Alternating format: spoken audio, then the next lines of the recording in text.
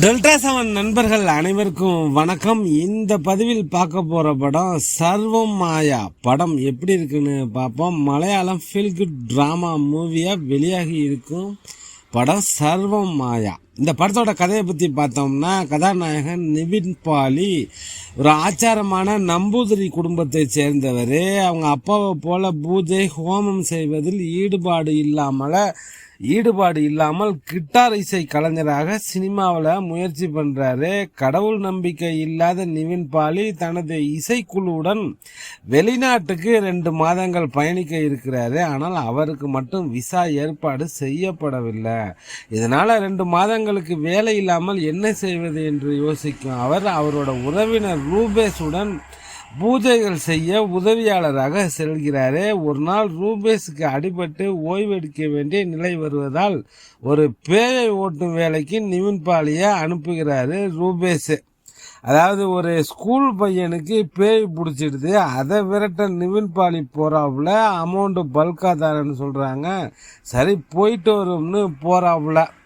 அங்கே அவருக்கு தெரியாமலே அந்த பள்ளிக்கூட மாணவனின் உடலில் இருந்து ஆவி வெளியேறி விடுகிறது. பின்னர் அந்த ஆவி தனது வீட்டில் தன்னுடன் இருப்பதை அறிகிறாரு நிவின் பாலி. ஆனால் பேய் போல இல்லாமல் சாதாரண பெண்ணாக அந்த ஆவி பழகுகிறது. அதுக்கப்புறம் அந்த ஆவியின் பின்னணி என்ன, நிவின் பாலி எப்படி அதுக்கு மோட்சத்தை பெற்று தந்தார் என்பதுதான் மீதி கதை. இந்து என்கிற கதாபாத்திரத்தில் நிவின் பாலி அட்டகாசமாக நடிச்சிருக்காரு. காமெடியையும் எமோஷனலையும் தனது நடிப்பின் மூலம் நேர்த்தியாக கடத்துகிறாரு. ரியா சுபுவுடன் அவர் பயணிக்கும் காட்சிகள் எல்லாமே சுவாரஸ்யமாக உள்ளன. குறிப்பாக கடவுள் பற்றி ரியா கூறும் காட்சி மிக சிறப்பாக எடுக்கப்பட்டுள்ளது. படம் முழுக்க ரியா சுபு தான் ஆக்கிரமிச்சிருக்காரு. இவ்வளவு அழகான பேய் கூடவே இருந்தா யார் தான் பயப்படுவார்கள் என்பது போல அவர் ஒவ்வொரு காட்சியிலும் அழகாக தெரிவதுடன் தனது குறும்புத்தனமால் ரசிக்க வைக்கிறாரு. அதே சமயம் உடைந்து அழுவது போன்ற காட்சியிலும் ரியா ஸ்கோர் செய்கிறார். ரூபேஷாக அஜி வர்கீஸ் காமெடியில் கலக்குகிறாரு. நிவின் பாலியின் அப்பாவா நடிச்சிருக்கும் ரகுநாத் பாலேரி ஒரு காட்சியில் நம்மை எமோஷன் ஆக்குகிறாரு.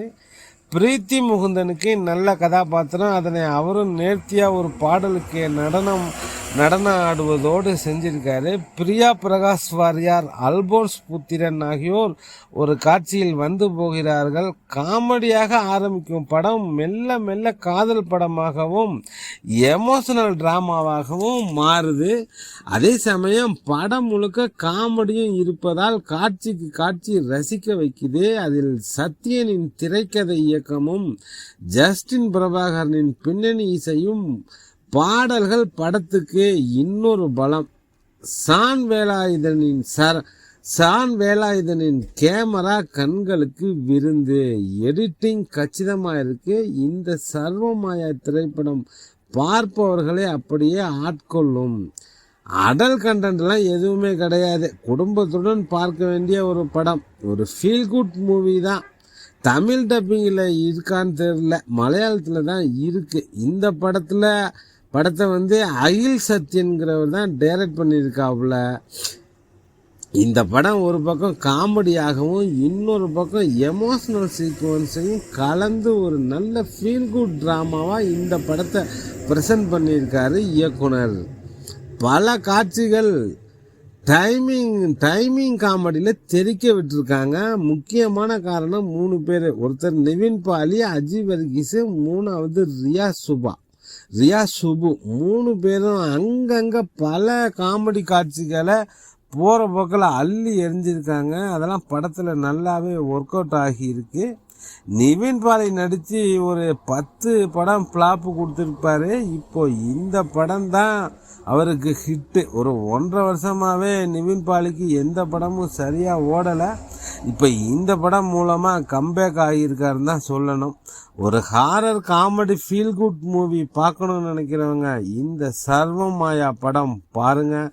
மீண்டும் வேறொரு காணொளியில் சந்திப்போம். டெல்டா 7 நண்பர்களுக்கு நன்றிகள் பல.